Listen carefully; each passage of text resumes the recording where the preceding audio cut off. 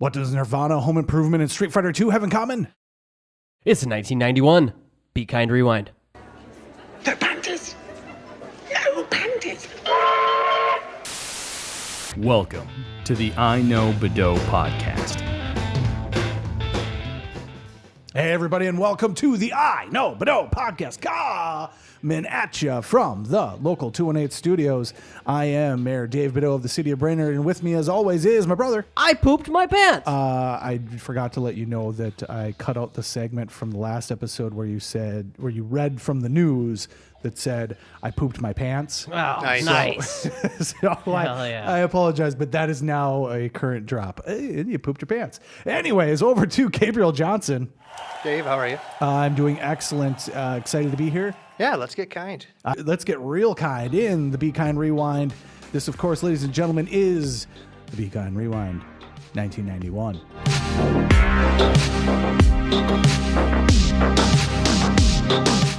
Gabe, you had been mentioning multiple times that you kept using the same phrase over and over and over again, which was, we'll see you tomorrow night. Absolutely. So you finally get to use that. That, of course, is about the Minnesota Twins. That is about the Minnesota Twins in 1991. In 1991. So we will be getting to that as one of the final items here. Just a quick heads up. Stay tuned. After the credits of this episode, we will actually have the two names that are the winners of the Final Four for the Name of the Year competition. And those will be announced as to who is going on to the championship. That will happen after the credits of this episode. So, all right, let's start off like we always do with music. It is the soundtrack of our lives. Gabe, go. What do we got? 1991, first thing that always comes to mind is Smells Like Teen Spirit. It's when the grunge movement came in and took over from all the glam rockers. Super fast. Favorite Nirvana song? Go. Favorite Nirvana song? Lake of Fire. Okay. Ooh. It's Unplugged. It's not even a Nirvana song. It's not even a Nirvana It's the first song one that came to mind. Okay, but that works. Gabe or Scott, go. I like the song Turnaround. That is Okay. a Devo cover. Yeah, okay. But that's just because I like Devo. What is going on? I think I have to say Smells Like Teen Spirit to just like keep it grounded in something That's too that actually obvious. did. But my family travels for hockey all winter long. Every weekend we're on the road. We have a road trip playlist, and I added Smells Like Teen Spirit to it because that's a great song. By like the third time we listen to it, my kids are like, can we take this off the playlist? It's like Interesting. 5 minutes of yeah. Cobain just yelling. It's not really that enjoyable now. It was fun when I was 10. Yeah, I was big into Nirvana. I was very big into Nirvana like in college as well. Personally, my favorite is Heart Shaped Box. I don't know why. It just is. That's just my favorite Nirvana song. I was a bigger fan of In Utero than I was of the first album. I will also say this. Super funny that the kid on the cover tried to sue them for child pornography just recently and lost. So I think he's done it multiple times. well, for sure took it to, I know he's been complaining about it for a long time. And he probably does have a case that like, because he says it ruined his life. No.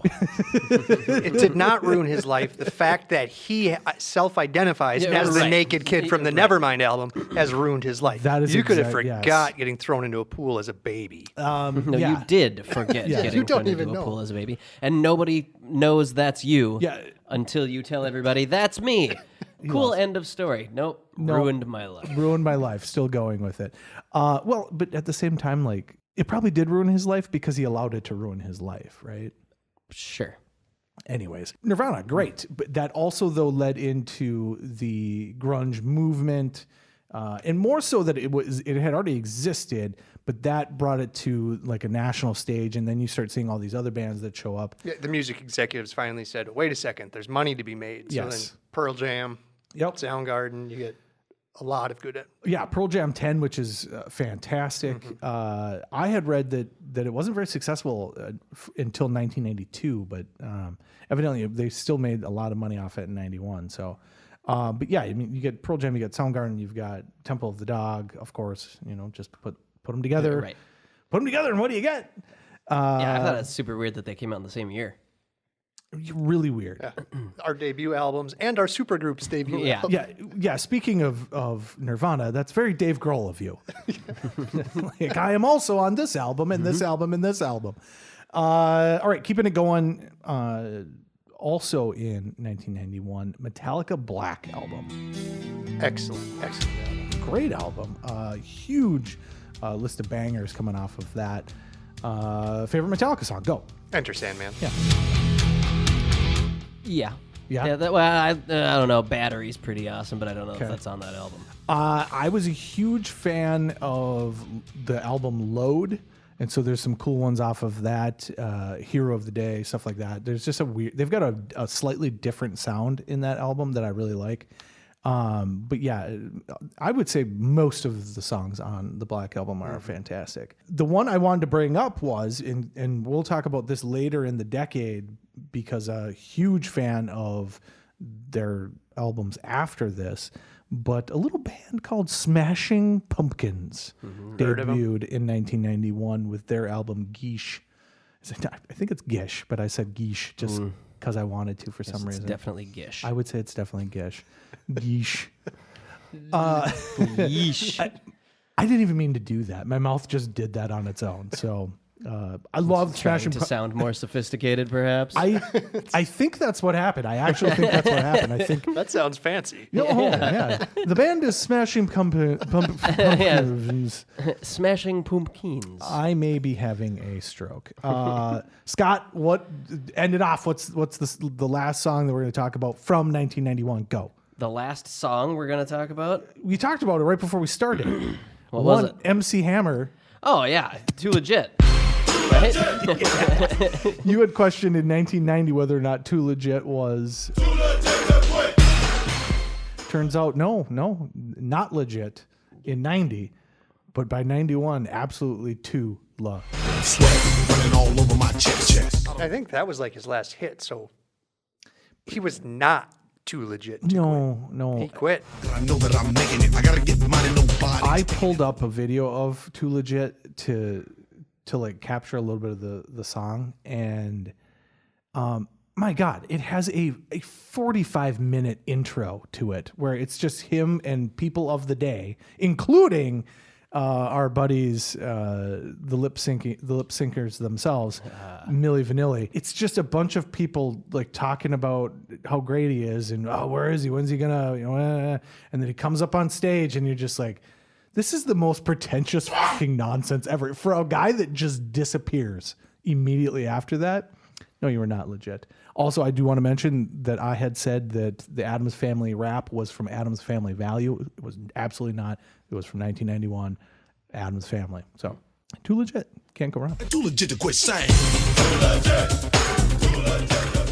You guys want to do TV next? Yes. Okay, so let's rock with some TV. What do you got?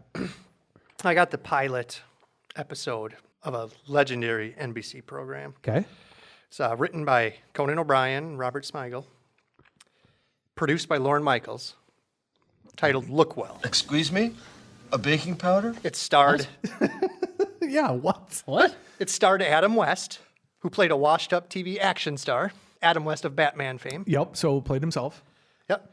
His character had received a Crime Stopper badge from the police in 1972. So he's kind of a washed-up actor, but he thought he could still solve crimes. Okay. So he does teach an acting class, but he just enlists his acting students to like dress up and go undercover and try to solve crimes. That's awesome. And in the pilot episode, there's a series of carjackings going on. I'm not going to ruin it. I am. He solves the crime, saves the day at the end, and it's a great little pilot. It's called Look Well. Only one episode. NBC didn't pick it up. We never heard from. Oh, they just made a pilot. Just a pilot. We never heard from Conan O'Brien or Robert Smigel again. Never again. Not once. But How do I not know that this is a thing? yeah, because it actually barely existed. But it was funny. I just watched it. It has this to be. morning. It's written Yeah. by Conan O'Brien and Robert Smigel, and directed by someone named E.W. Swackhammer. Put it on the board. That's a stage name if I've ever heard one. It reminded me of the show Psych.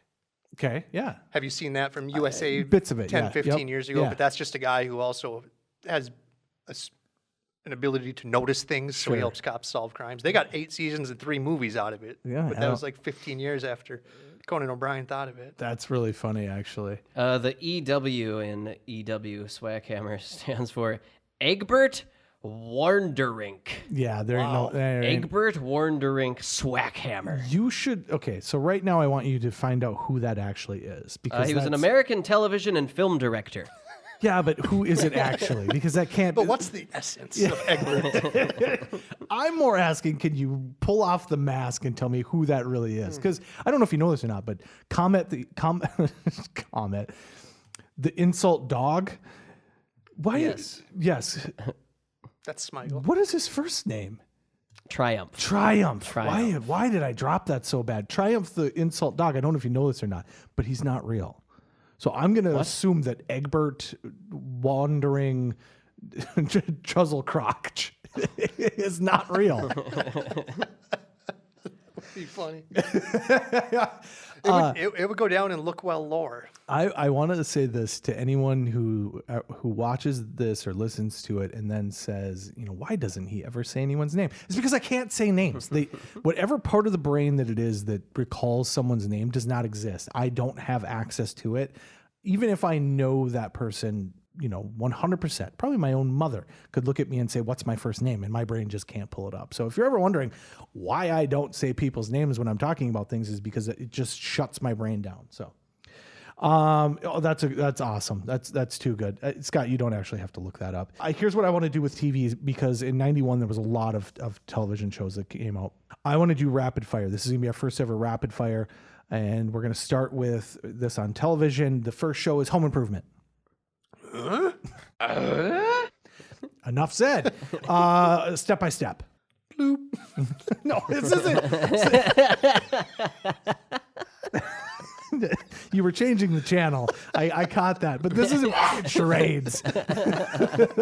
Just say something about the show. Moving on from that one, because you are correct. We already talked about this. Yeah, Step by Step. Watch the roller coaster. Move on. Dinosaurs. Scott. What is there to say about it? It was okay. Not the mama. Not the mama. It ends with the end of the world. Yeah.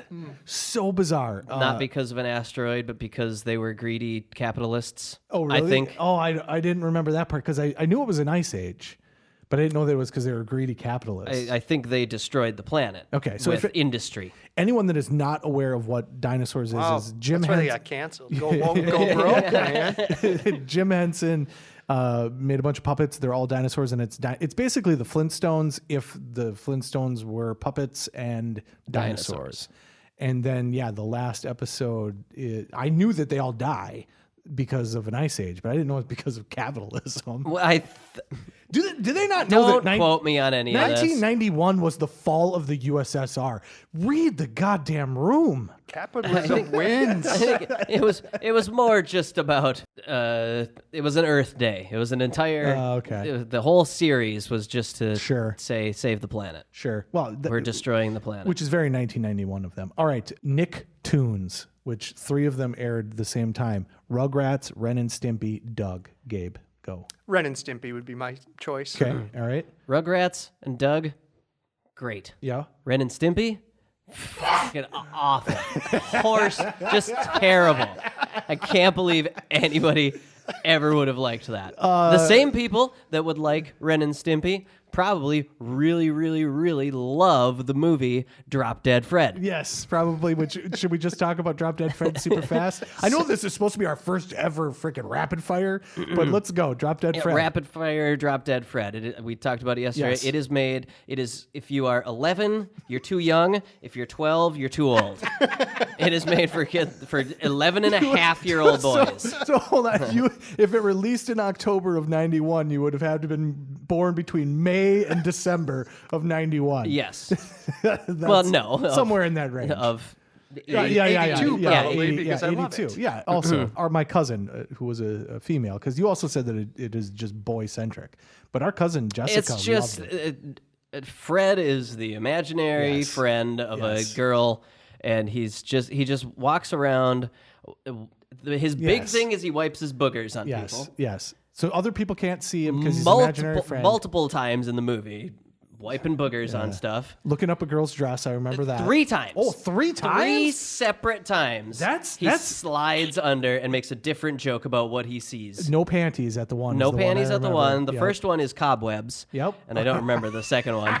How do you not love this movie? That is 19... listen, it's 1991. You're just coming off the rapey 80s. You're not actually raping. You're just perving on people. You're just perving. Yeah, your voyeurism is way too 80s Drop Dead Fred. Great assessment, though. You got to be right in that groove. Here's what I'll say about Ren and Stimpy. It was just a bunch of adults seeing what they could get away with. Sure. And a lot everything's a fucking nutsack. Everything is a nutsack. Everything is a nutsack. That brings us back to the best thing that we are still going to do on this podcast is nutserface.com. It's just going to be a bunch of pictures, and it's going to be close-ups of stubble, and you have to guess whether or not it is someone's nuts or if it is someone's face. But the catch is, they're all nuts. Your balls are showing. That's fucking hilarious. Yeah, you've That's never... so funny. I know you've talked about it before. I forgot all about it. I can't believe we haven't done that. I've been talking about doing that for 20 fucking years. Nutserface.com. It's just a bunch of nuts, but yet you got to get real close in there and like, what is that? That looks like an ingrown hair. It is, but it's on a sack. Anyways, okay, so moving on. Yeah, sorry. Moving on from that cartoon to Darkwing Duck. Gabe, go. Loved it. After school, staple. Yep. We didn't talk anything about Disney Afternoon, which was a great little segment. Disney allowed their shows to be shown on other networks for the Disney Afternoon, which I can't remember exactly which network it was on. Probably ABC. Well, I think Fox. Did Fox do it ever? I don't know. Fox ended up. I feel like I can remember seeing the Fox spotlights with mouse ears or something. Could very well be, yeah. Because eventually ABC bought Disney. And so or maybe Disney bought ABC. I think it's the other way around. Probably Disney bought ABC. And so I would assume then it would have been all in that. But anyways, Darkwing Duck, good show. Salute Your Shorts. I can never remember if that is Salute Your Shorts or Hey Dude. The answer is yes. Okay. Is that yes? Singing, yippee-ki-yay, yippee-ki-yay, what? Like the cowboys say. Sing it again now. Yippee-ki-yay, get along, little dogs, till the break of day. Only difference, donkey lips. Got to bring it around. Got it. And the song. You know, that's another one. Just like Step by Step. That's another one. You sit through that opening song, Camp Anawana. We hold you in our hearts. It's I hope we never part. Now get it right or pay the price. Great show. Anyways, where in the world is Carmen Sandiego? I'm going to go Scott. Go. Great show. Yeah. A great show, and it introduced the world to the musical talents of rockapella.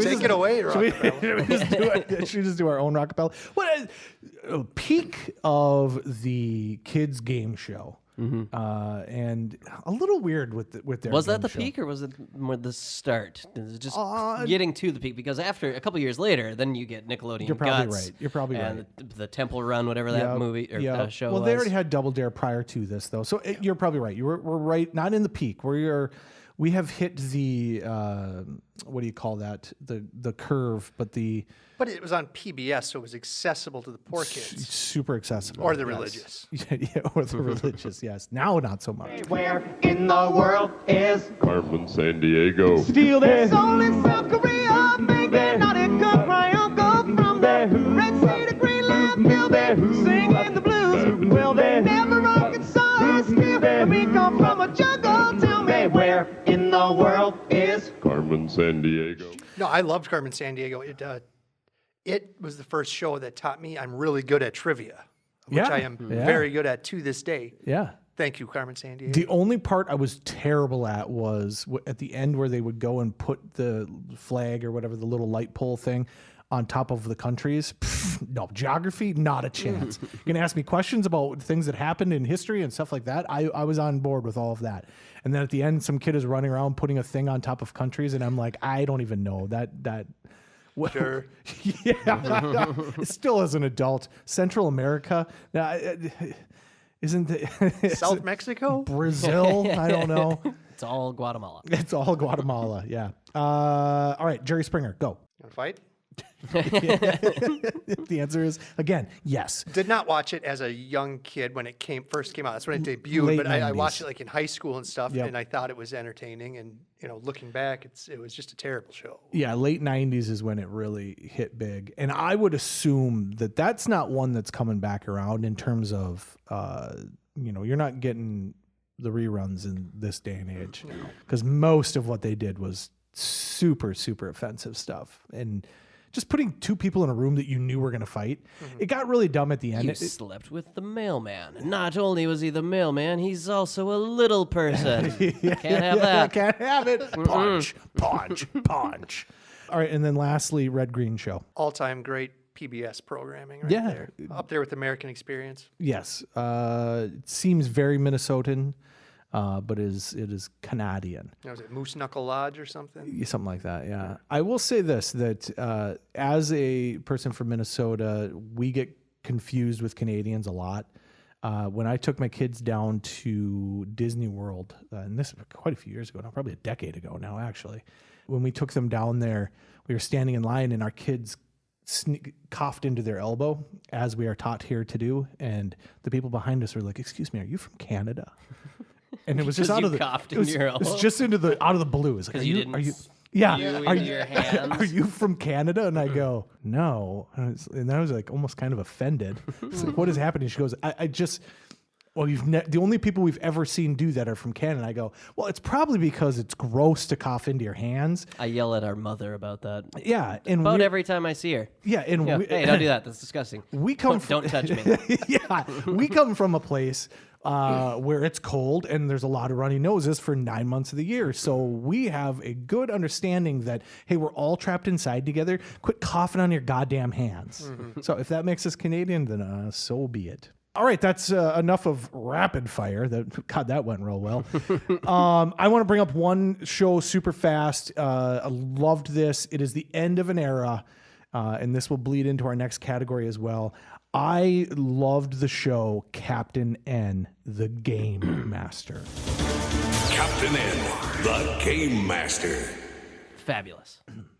Fabulously not great. Here's why I want to talk about Captain N. First of all, 91 is the last season of it. So they did 89, 90, and then in 91, they cut it into shorter episodes and did it with Super Mario World, which will bleed into the next category.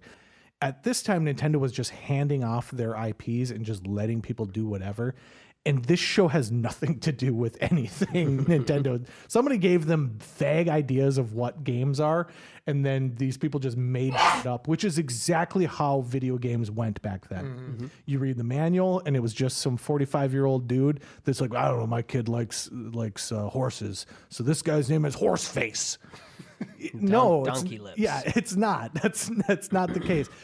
But there's a bunch of characters that are coming from Nintendo games. It is, and I will say this, it is peak television as commercials for kids. And actually, I believe 91 is when they were starting to do the new television laws for kids, where you can't just have it be straight up commercial. Like they had been working on that from the 70s, but 91 is when it was like actually going to become Now a stay law. tuned for what is going to be commercials, kids. Yes, which is why they didn't call it Captain Nintendo. They called it Captain N because they knew that laws were coming and they didn't want their show to get shut down. This is a commercial for video games. Not a great commercial, but I loved it because it was my favorite video games on the TV. I, as a parent now, especially as a parent of really young kids, I don't have any problem with you advertising toys to my kids through a show, because I don't know if you know this or not, but it is so goddamn hard to get your kids off of a tablet or off the TV now that, hey, I'm sorry, now my kid wants to go sit on the floor and play that. Sold. Sold. They could, and then when they're done, they can beg me to watch. It's like, yeah, you can watch an episode of that. And then when you're done, here's the thing. Go over here and play the thing yourself. I and maybe it comes from growing up in the 80s and 90s, but I think to more power to you. As long as they're not just sitting staring at the freaking tablet the whole time, I'm all for it. Shows as commercials. But anyways, Captain N, fantastic. The only thing I really remember about Captain N is that it was non-stop catchphrases. Yes. Every single character. They had Mega Man. Everything he said was mega something. Mega this. There was the Kid Icarus character. Just everything he said ended with Icarus. Yep, Icarus. And first of all, his name is not Kid Icarus. His name is Pitt. Yeah. You goddamn lunatics. He has a name. Say it. And Icarus doesn't make Icus. No. Like, none of it made sense. No. Everything he said was. I still to this day remember because there was an episode where it went to like the Punch-Out universe or something, and there's the King Hippo character, and he just calls him King Hippicus. Jesus. And it's just one of those things that is stuck in my brain forever. And it makes no sense. It makes no sense at all. And then there's Link from The Legend of Zelda. Where did that originally come from? So the Super Mario. Excuse me. Hey, excuse me, princess. That was from the Super Mario Brothers Super Show. On Fridays, they would have The Legend of Zelda as one of the segments, and then eventually, because I have a VHS of Captain N, and it is an episode with Link who goes to Captain N. And all right, we can move on from that. But yeah, it's. He's got a belt on that has a Nintendo controller, and he can control himself like he's a video game. He gets sucked into a TV, which is a premise that does not get used enough these days. Back in the 80s and 90s, you were getting sucked into TVs a lot. Poltergeist. Ever since The Ring came out, they stopped. It was kind of the opposite. Yeah. It's like everything got sucked in, got perverted and distorted, and then they crawled back. Captain N is probably crawling back out in the ring. That's what it is. It's Captain N finally escaping after listening to someone say Icus and Mega. He just turns into a demon. All right, moving on from that.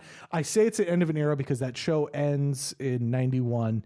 And probably because your Nintendo stuff is fading out at that point because the Super Nintendo comes out in 1991.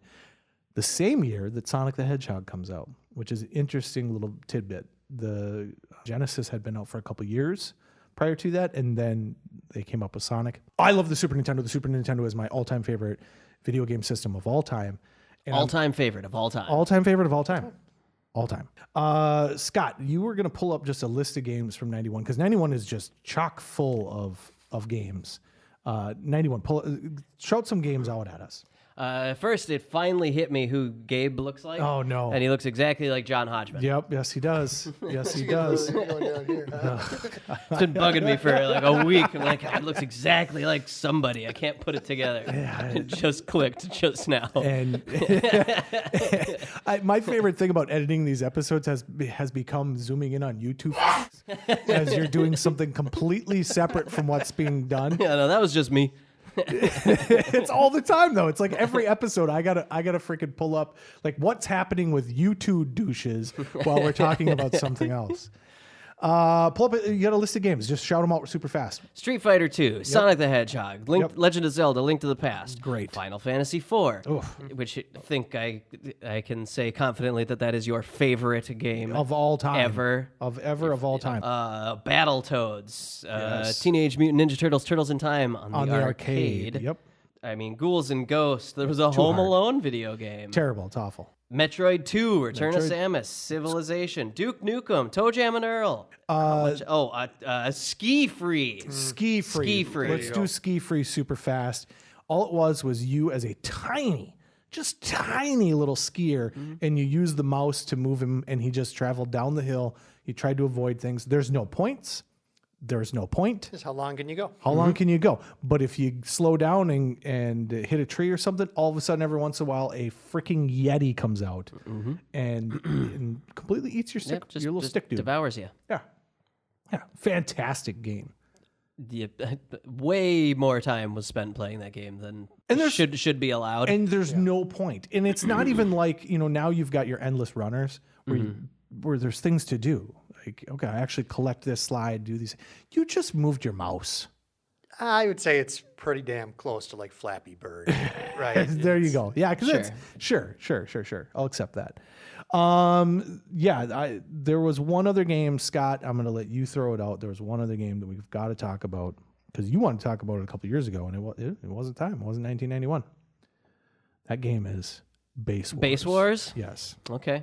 So, can I start? By all means. Okay. There's baseball, and then there's baseball with robots that fight to the death. Well, that's the point that I want to get at here. So in normal baseball, you hit the ball and then you run to first base, and there are rules determining whether or not you are safe or out at first base. And typically that involves who got the ball there first. Now, I believe that's the case in Base Wars. There are still force outs. There are still force outs, which means if you're running to first base and they get the ball there first, you are out. However, if you're running to second base, or if you're on first base and they've got the ball there and you just decide to run, Base Wars is a game in which you fight to the death to see who gets to stay on base. So after you decide to steal second or whatever it is that you do, the other team has an option. Do I want to get in a fight with you, or do I want to just let you have that base? You go into a one-on-one fighting round, and the person that wins that fight is out or is safe, depending on which team is up. And it is fantastic. It's probably the best baseball game ever made.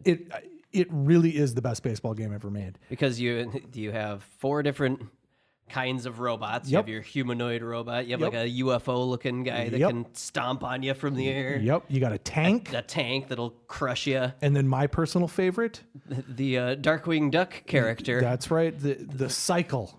Just the one wheel. The dude on a wheel.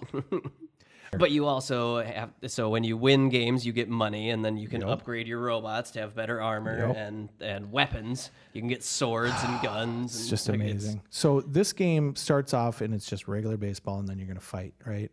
And then you win or you lose, and you get more money for winning, you get less money for losing, just like boxing or any other prize fight. And then we had an older brother, 3 years older than myself, kicked the crap out of me in every video game we ever played. Then Scott is 5 years younger than me, kicked the crap out of me in every video game I ever played. So then there's just me losing and slowly having a way worse team because I don't have any money. Can't upgrade. But you first get to choose what all your guys are. Then you get to choose if you want to add shoulders to make them hit more home runs. Do you want to add things to make them catch the ball better? Do you want to add a shoot thing like a cannon so they can throw the ball harder? But then most importantly, you can buy weapons. And if the goal is to get a bunch of money and get a laser sword and then an engine to make sure your guy doesn't run out of power. And then I'm going to hit the ball wherever it goes. I'm then just going to slowly go around the bases, and you can choose, do you want me to kill your dudes or do you just want me to score? And it is phenomenal. So it's not immediately a fight to the death. So if you get caught at second, you fight, you beat the guy, and now you're just safe on second, and he's still there. But the next time you fight him, his health bar is less. It comes down a little bit. After about 3 fights, I think it's 3. 3 fights. If you beat the same guy 3 times, he explodes on the field, and your guy does a freaking victory. However, little addition added to the game: if you bean a batter, a little portion of their bar goes down as well. So there is a scenario in which you as a batter get up to bat with only a little bit of power, and my pitcher can hit you and destroy you. And then it isn't like you're like, hey, bring up the next guy off the bench. You just don't have that player anymore. Now you're down to 8 players. Now you're down to 8 players. It is and if you get down to 6, you forfeit. It is fantastic. A lot of strategy, a lot of length in the play time, especially if you got a couple brothers. I would say with that, we played more of that game than any other game, maybe than Tecmo Super Bowl 3. Sure. Was the other game that we played a lot of. So phenomenal, best baseball game of all time. Agreed. Let's finish off. We've got sports and we've got movies. Let's do a quick round of sports. You know, the biggest one from 1991 is Michael Jordan finally breaking through, winning his first NBA championship. You know, he had been beaten by the Celtics for a couple times, then he was couldn't get past the Pistons. Finally swept the Pistons out of the Eastern Conference Finals, and the bitch boys from Detroit stormed off the court without shaking hands. I wouldn't call it storming off. I would call it politely getting up and leaving, just like the Celtics did when the Pistons beat them. Just the same thing. except they're bitches. We don't need to go. They didn't look the part. Yeah, They didn't look the part. we don't need to go much farther into Michael Jordan because we've got plenty of years left of There's a lot Michael of Jordan. 90s left, Of Michael Jordan. So the Bulls, that was the start of their dynasty. This was also the start of another dynasty that spelt almost exactly the same way. The Bills in football. 1991 is the start of their 4 years in a row of losing the Super Bowl. Started with Whitney Houston doing the best rendition of the Star Spangled Banner ever and ended with 4 straight Super Bowl losses. Which, as a Minnesota Vikings fan, I feel your pain, but thank you so much for doing that. Yeah. We all needed you to do that. And then let's get into the big one that I know you've wanted to talk about, Minnesota Twins. 1991, I played Little League Baseball and loved the Minnesota Twins.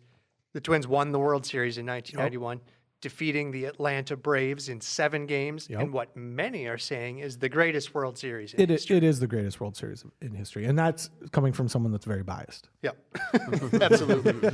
But we did have like 3 or 4 extra innings games. Most of them were 1 run. You know, you have the Kirby Puckett game-winning home run, Game 6 to walk off in extra innings, and you have the great Jack Buck call of, and we'll see you tomorrow night. Yep. And tomorrow night, Game 7, Jack Morris pitches 10 shutout innings of baseball. Yeah.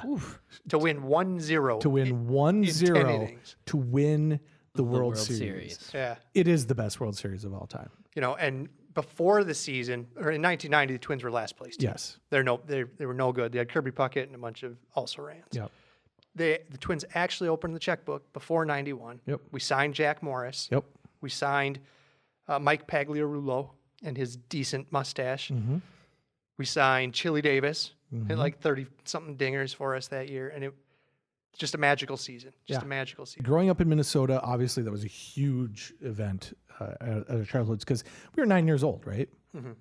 The Twins also won in 1987. And so I vaguely remember that. I remember it happening, but, you know, we're 5 years old, right? I remember that it happened. Yeah, I remember that it happened. I remember people being excited, you know, like you can tell as a child when people are excited. I remember that.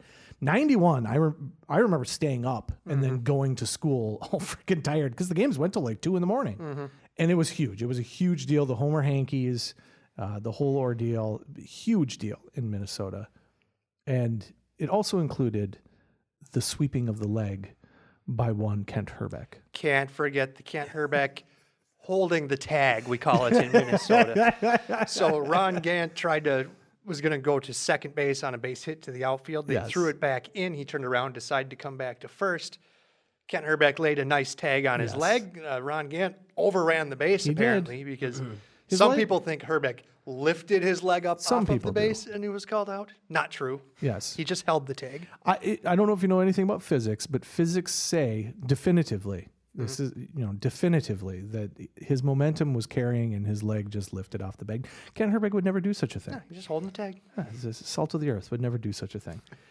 Every single person in Minnesota has a Wheaties box with the Twins on it. Every single one. It is impossible for you to not have at least one in your family. Someone's got it. I don't know who has custody of it. I've got 87 and 91. We had a lot of 91s. There probably two for every person in my large family. Yes. Yeah. Everyone got the 87. Some people ate it. 91 people were like, this is the thing. We got to have these for the rest of time. So fantastic. And then the Twins decided never to spend money ever again. And here we are. The longest. Last time boys in Minnesota won a championship. Thank God for the 3-time WNBA champion Minnesota Lynx, or we'd have nobody to cheer for. It's the only time. It's the only time we've won championships. Well, you make it sound even worse. Didn't we win an NFL championship? We did win an NFL championship and then lost the Super Bowl. Yeah, we... Sure, technically. So let's go on to our last category and just wrap this baby up. This is movies. Scott, what do you got for us? Well, I need to talk about a Jean-Claude Van Damme movie from 1997 because fucking YouTube said it was Double Impact when it was really Double Team. So yesterday, I went to go get some food at Scott's Pizza Restaurant, Slice on Oak, check it out. And we're sitting there and he's like, man, I started watching Double Impact and it is terrible. It is terrible. And I'm like, yeah, I mean, I can imagine It's a that. Jean-Claude Van Damme movie. Yeah, what do you expect? Times two. Yeah, it can't be great. And then you said, just kind of off the cuff, like, well, unless that's not what it really is. So I leave there. We joked about how funny would it be if you just watched the wrong fucking movie, and then all of a sudden at midnight last night. Oh yeah, it was super late. You text over, I'm going to talk about this, this, and this, and I said exactly what I just said. Now I'm going to talk about this other movie that I fucking watched on accident. But I didn't have to. Which actually, because I watched it the night before, I had just started it. Yes. And the credits come in, and it said right on there, Double Team. But it was like 2:30 in the morning when I pulled this up, and I saw that, and I was like, that's not what the movie's called. But I've been listening to a lot of, you introduced me to the How Did This Get Made podcast. Yeah. And every couple of episodes, the people are talking about versions of the movie they watched. And very frequently they say, well, this happened in your movie? That didn't happen in my movie. Exactly. Well, when my movie came up, it was called this. And so I thought, well, maybe because this is just on YouTube, it might just be a different thing so they from Dennis Rodman from England. I didn't know the premise of the movie you guys wanted me to watch. You just knew I knew it was Jean-Claude Van Damme and Double. And it said Double Impact on YouTube when I clicked on it. And so I started watching it, and I only got about a half hour into it before it was 3 o'clock in the morning. I'm like, all right, I'm going to bed. And then last night I was like, well, I'm going to finish it. And so I kept watching it. And by this point, it had won me over. Now I'm emotionally invested into this movie and kind of understand what's going on. Yeah. So Double Team, not a bad movie. Okay, hold on, I take it back. Bad movie. Still a decently fun watch. Fun. Dennis Rodman's film debut. Yes. It's a fun movie. Pretty good job. Not always the best acting. Yeah. But also not always so bad that it takes you out of the movie. He does some martial arts in it that are pretty okay. The one thing that I noticed very evidently is the difference in filming fight scenes from back in the early 90s to now. Yeah. Because you can see everything that happens. Yeah, that's one of the things you can do with most movies then. Nowadays, if you put LeBron or any other basketball player in a movie and he had to fight, it would just be cut. Whereas watching Dennis Rodman do this, no, that was him throwing those kicks. Yeah, you're going to make and you him can have to see do it happening. Yeah. So that's the best part of it was that in our conversation at the pizza place, you had said, the movie starts off and it's not even called the right name. And that's what led to our whole conversation about, wouldn't it be funny if you just watched the wrong movie? Yeah. Turns out, yes, you did. Yeah. And so the YouTube one that had it on there was only like 60 minutes out of a 90-minute movie. Sure. And so that part ends, and that's when I was like, all right, well, now I got to find the rest of this movie. And that's when I was like, wait a minute, this is the wrong fucking movie. So I did actually watch Double Impact, or at least up until I think I missed like the last 25 minutes where it was getting super late and I fell asleep. But again, it's a Van Damme movie. Yeah, you've seen it. Double Impact. So it's a movie about Jean-Claude Van Damme where it turns out that he was separated from a twin. Of course he was. And does one have a mustache? No, one of them has leather and slick back hair. And he's other the possible. bad boy. You have two possibilities. Damn. But yeah, so I watched 2 Jean-Claude Van Damme movies where he is at his Van Damme-dest. Well, yeah, it's twice. It's double. It's 3 times. Right, because you had double dose. I had Van Damme and Rodman and Van Damme and Van Damme. Yep. Double Impact opens up though, where the not bad boy Van Damme is just like he's a karate instructor, but at the moment he's instructing a women's yoga class, and he is just obviously doing the splits. He's wearing fucking yoga pants, and he's just fucking the floor. Yep. Absolutely. Yes, he is. Having sex with the floor, talking to the ladies about how good at doing the splits I am.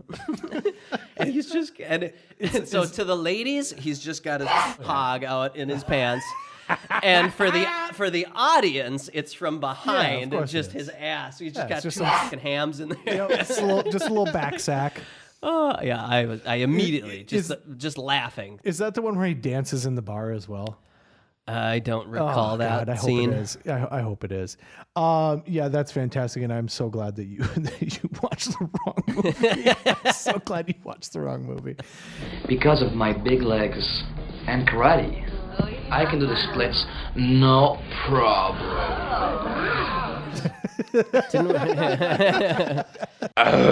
Super fast, I just want to talk about Terminator 2 because it's one of those tentpole movies, right? It was the first movie that had ever spent $100 million in its production. What I really want to talk about with this movie, though, is that it is fantastic. It is the first R-rated movie that I ever saw. It was Chris Kostoris's 10-year birthday. 10th birthday is what I meant to say. And it was the first time I had seen an R-rated movie because our parents were a little protective about that type of stuff.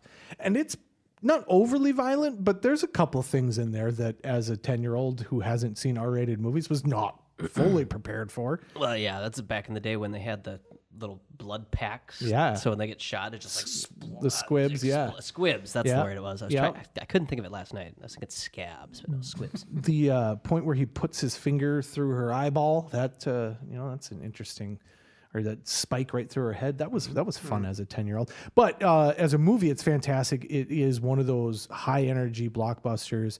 The first Terminator movie is basically a slasher film. And then the second one is like, okay, we're going to take this in a little slightly different direction, which Cameron was kind of known for doing. And they just pumped up the adrenaline on it. What I think is super funny is that we're at the other end of the spectrum now in terms of CGI, where everyone is trying to kind of say like, oh no, we did that in camera. This is in camera. Back then it was all just starting with the CGI. So they would say things were CGI that weren't always CGI. Oh. And so that's happening now on the other side where they'll say things are in camera that are not in camera. And so I think a lot of people think more of Terminator 2 is CGI than it is. Most of the CGI stuff is when the blob is transforming. So it's more used for transitions than it's used for anything. So a lot of the things in this movie are done using in-camera stuff. And the philosophy was, if it can be done using makeup on actors, best, right? We're going to do that. Mm-hmm. If not, then we're going to use animatronics. And if not, then we're going to use essentially puppets or claymation. And then if not, then we'll use CGI. And so a lot of the stuff that you think is CGI is not. The part where obviously when he's the floor and he comes up into a blob from the floor, or where he walks through the bars, like all that stuff is done with CGI. Or when he's coming out of like the fire and, but what they would really do is just take two shots and combine them together, right? So the blob is really just more of a transition than anything. I was really surprised that there's scenes in this where like Arnold Schwarzenegger is walking and he's getting shot up and there's a bunch of like stuff hitting his face and flying off. That was a freaking animatronic. Like that's how good they were at making these things, where like it's good enough to have a close up of a dude's face getting shot off and it not look like it. Well, another thing that he did that a lot of people didn't realize is that he used actors that had twins. So both the security guard in the insane asylum has a twin that pops up behind him. And also Linda Hamilton actually has a twin. And so in the movie, there's multiple times where her twin is being portrayed on screen with her, which really made that transition a lot easier.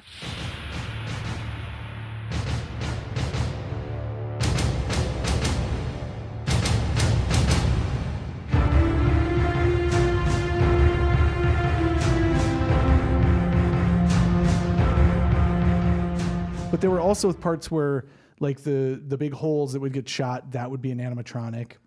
And then of course, like the closing of it would be 3D. But the one that I thought was really crazy was there's that shot where he keeps getting shot with the bullet holes. And there's that it looks like big inverted silver nipples is what it looks like. I had always thought that was just 3D. I had saw that there were some shots where they had them on the guy, but I was like, oh, that's just post, right? Like you would shoot him and it would pop out. They did that in camera as well. Like actually, I saw a shot when they're shooting back at him. Yeah, and they're dinging him. Yeah, so they did squibs, but then they took like the fabric and like loosely sewed it, and then there's a guy with pulleys and wires. You know, like, oh, the shot comes and he pulls it and it pops open and that thing flowers out. And so like all that stuff that you think there's a lot more CGI in this movie than there is. I think what the number I heard was that there's 16 minutes total of CGI in the movie. I would argue that it's probably less than that because it is really a lot of transitions more than it is the full on CGI stuff, but really cool movie. First R-rated movie I ever saw. Really changed my perspective of, mainly because, you know, I hadn't seen anything like that ever, but I don't think anybody had seen anything like that. And just a phenomenal movie, fun movie to watch. Good movie. I don't think I've ever seen The Terminator, but Really? T2 was I really liked as a kid. Yeah. So the first one, I did not see it as a 10-year-old though. I don't think I had seen a rated R movie. famously in our family, one of the families we were friends with was the preacher's family, and they were not allowed to watch Turtles, but they were allowed to watch they were allowed to watch T2. Yes. Weird. T2, yes. TMNT2, no. Too many letters. No. The first Terminator, the close-ups of his face and stuff are really janky now, you know, but the stuff in T2 is fantastic. I have one other movie I want to talk about, and then we're going to go ahead and get the hell out of here. That movie is Don't Tell Mom the Babysitter's Dead. Do you remember that at all? It's the movie poster with the kids on the porch and the legs sticking up out of the lawn. Legs sticking up out of the lawn. They spent $1 million at video rental stores putting those cardboard cutouts out, and the cardboard cutout had the legs separate. Yeah. So it burned into your memory. There's a great shot of the kid in the background that has sunglasses on, but it looks like he probably didn't have sunglasses on before, like very crudely added sunglasses to him. I don't know if that's true or not. But this movie has the most ridiculous premise of any movie I think I've ever seen, at least that I've seen and enjoyed, right? So this mom announces that it's been 37 years, I need a break. And so she decides that she's going to leave her 5 kids and go to Australia for 2 months in the summer. And unbeknownst to them, there's going to be a babysitter. Now, the kids don't know this, so they're all excited. We're going to be home alone for 2 months. The only problem is that the house is absolutely in shambles. It is, I would argue, damn near a hoarder's paradise. And these kids clearly have the run of the roost. Doesn't tell them there's going to be a babysitter, but then a babysitter shows up, right? So the whole premise of the movie is like, oh, God damn it, there's a babysitter. But the mom then has a conversation with the babysitter as she's leaving. And it's like, there's 5 kids, right? And you can handle that, right? And it's like, isn't this a conversation you have with someone before you're way out the door? Before you have your literal luggage in hand, I'm leaving. Hey, you know what this is about, right? So I'm like, well, where's the dad? Of course, and there's one of the little girls says, Mom, you said I could play Little League. And the mom's response is, Little League will be around next year. But the girl says, I wish Dad was here. And I immediately go like, oh, okay, the dad's just dead. And the mom's response is, no, you don't. Which says there is a dad. He's not dead. And you're going to Australia for 2 months with your boyfriend. And you're leaving your kids at home with an old lady that you've just now met, are questionable about whether or not she knows how many children you have, and you're going to take off. Obviously, the kids are rowdy. The old lady turns out to be dead. Yes, as the title says. But she turns out to be a tyrant. Makes the one girl wear a dress. Tells the other boy he's got to cut his hair or whatever it is. But there's a scene where she opens up the teenage boy's room and it's just all a bunch of metal posters and stuff, and she almost has a heart attack. And then the next time you see her, she's dead. So although they aren't implied that that's what kills her, in my world, that's what killed her. She opened up his door. Shock. The shock of the state of his room killed her. The kids drop her off at a morgue, and find out that she most likely had the money that their mom gave her. So now they're poor. So the entire movie is about a girl having to go get a job because her mom is gone. That's what the movie's really about. And the movie's original title was supposed to be The Real World. They changed it supposedly because The Real World on MTV was coming out the next year and they didn't want any confusion. But it's a great movie. I love it. It's got the classic scene where she tells him to do the dishes. He goes up and shoots him with a shotgun and then says, "The dishes are done, man," which is the best part of the whole flipping movie. I did enjoy that they do a little callback with that because she comes home, I think, the next day and says, like, "Where are the dishes?" And he's like, "Oh, they're in the dishwasher." But she doesn't bother to open the dishwasher because they've established that no one in this house does anything ever. So if they're in the dishwasher, they're dirty. But it's just, it's fantastic. I went back and watched it again. And it's one of those movies that sticks out from when we were kids because what a great title. The legs of the old lady, dark comedy, and just great. The premise of that movie is fantastic. Would you leave your kids for 2 months? Well, I'm just thinking how much family I have. So yeah, a week with this aunt and uncle, a week with this aunt and uncle. Yeah. You know, Yeah. I think that'd work. Yeah. But not with, "Hey, who are you?" Yeah. Yeah, there's 5 kids. You got this, right? You See can you count later. to 5, right? Okay. You do realize that there's 5. Like before I leave, I would just want to be. I've also left this house in shambles.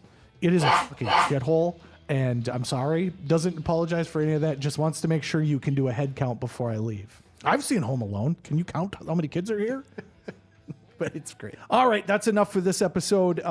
Anything else you guys want to talk about for 1991? No. Hard pass. I think we covered everything. Just so the audience knows, there's a whole segment that we talk about news that happened in 1991. None of that is making it to the air. It was a depressing way to start an episode, and it is all going to be deleted. So, thought I'd let you guys know that. Fair. Now I have things I want to talk about. Yeah, hold on. We lost an entire segment. Yeah. Let's talk about the news. All right, ladies and gentlemen, stick around after the drop. We will have the winners of the Name of the Year. And until then, we're done.